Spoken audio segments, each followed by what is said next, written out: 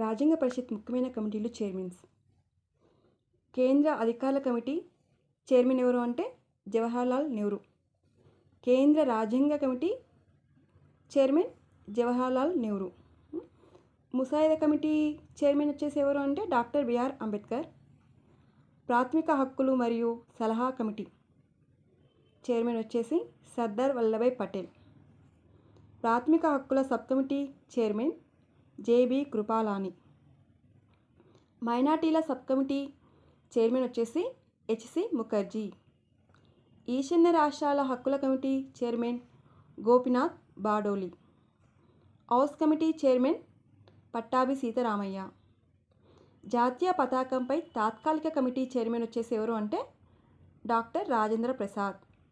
ముసాయిదా రాజ్యాంగాన్ని పరిశీలించేందుకు ప్రత్యేక కమిటీ అల్లాడి కృష్ణస్వామి అయ్యర్.